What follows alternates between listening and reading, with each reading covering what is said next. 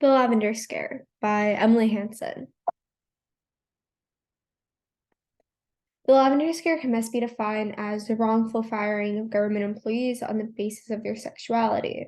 It lasted in the United States from the 1940s into the 1960s and was done as a security measure because the government feared gay individuals being more susceptible to blackmail by communists.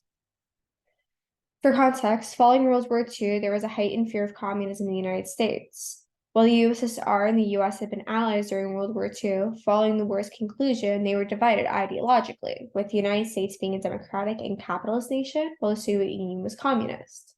This would result in tensions that led to proxy wars in Vietnam, Korea, and other places, as well as tense political relationships. The start of the Cold War, in addition to the development of an atomic weapon by the USSR in 1949, when the US previously held a monopoly, and China falling to a communist regime in the same year, deeply threatened the American government. This fear of expansion would lead to the Red Scare, a period of intense fear regarding communism that lasted throughout the 1940s and into the 1950s. It would be during that time that the loyalty of government employees would be called into question, and legislation, similar to what is seen with the Lavender Scare, began to be passed to find communists. Again, fear would be heightened by Senator Joseph McCarthy, who led a series of trials against alleged communists throughout the 1950s. It would be during these trials that he linked communism with gay people, as in cases 14 and 62, he revealed men suspected of being gay and depicted them as being more susceptible to blackmail. It's also relevant to mention the state of gay rights during this time and leading up to it. The country's first newsletter intended for gay people was called Friendship and Freedom. It was published in the 1920s by Henry Gerber, who also started the Society of Human Rights. It only existed briefly, as several of its members would be arrested on account of their sexuality, though none of them were ever officially charged. In 1948, Alfred Kinsley would publish Sexual Behavior in the Human Male, which demonstrated that same-sex relationships were not unusual, despite the commonly held belief of the time. Pro-gay foundations were also formed during, including the Medicine Foundation and One Inc., which released pro-gay publications and made efforts to combat discriminatory practices. It must be said that the American Psychiatric Association classified being gay as a mental illness during this time, and there was a commonly held belief that being gay made you morally bankrupt. This perception, in addition to the rising fear of communism, led to the Lavender Scare.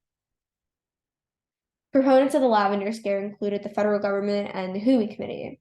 The Huey Committee was responsible for gathering information from various government agencies and the medical community to identify the number of gay people within a sect of the federal government. The Huey Committee exploited the social stigma surrounding being gay as a way to force the people they investigated to resign quietly. Gay people were afraid because of the connotation that they were mentally ill, and their perceived connection to communism made it risky to be out.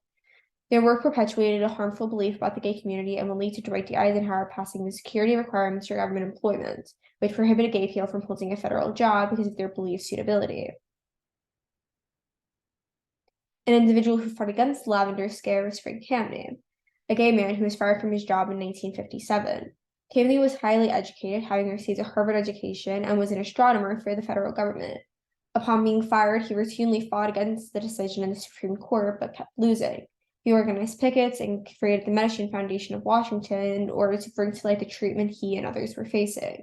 It would be because of his efforts and the efforts of his fellow activists, the American Psychiatric Association stopped classifying being gay as a mental illness and contributed to the end of the Lavender Scare. For the creative part of my project, I wanted to highlight LGBTQ protests and demonstrations over the years. This first image captures Kameny protesting alongside 40 others regarding policies passed during the Lavender Scare and the way gay people were being treated. At this time, this was the largest pro-LGBTQ protest to occur in world history. This is a stark change compared to what would be huge demonstrations, protests, and rallies that would occur a few years later. There were only 40 people present. The image on the left depicts the Stonewall riots, something that would be a turning point in LGBTQ history. It happened after the Stonewall Inn, a bar that acted as a safe place for LGBTQ people, was raided by the police. Tired of being harassed, patrons of the bar fought back, throwing bottles, bricks, and other things. Several were arrested in the process. The image in the center takes place a few days after the riot. Gay activists gathered in support and marched through Times Square to help spread awareness and information. The image to the left takes place 10 years after the Stonewall riots. It was the first national march on Washington for gay rights. They wanted to have a gay and lesbian rights bill passed by Congress, an executive order banning discrimination based on sexuality in the federal government and military, amongst other demands.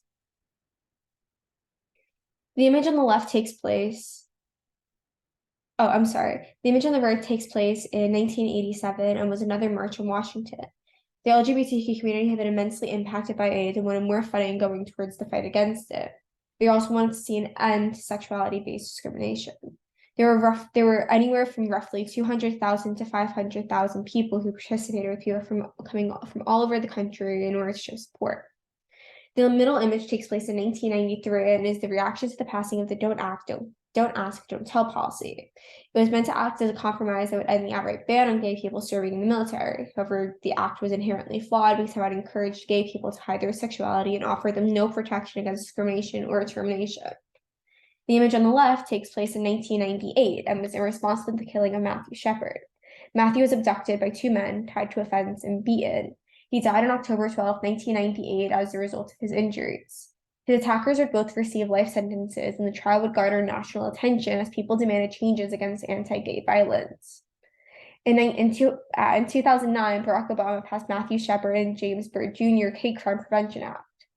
This act was monumental in that it gave the Department of Justice the ability to investigate and prosecute hate crimes against the LGBTQ community and expanded the definition of the federal hate crime law. The last image here is from 2015. Activists gathered in front of the Supreme Court in support of the legalization of gay marriage.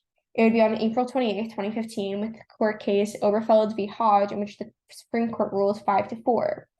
They stated that it was unconstitutional because of the 14th Amendment to ban same-sex marriage and that they must be recognized. It was this ruling that would overturn 13 statewide bans and would allow hundreds of thousands to marry who they love. And that's it. Thank you.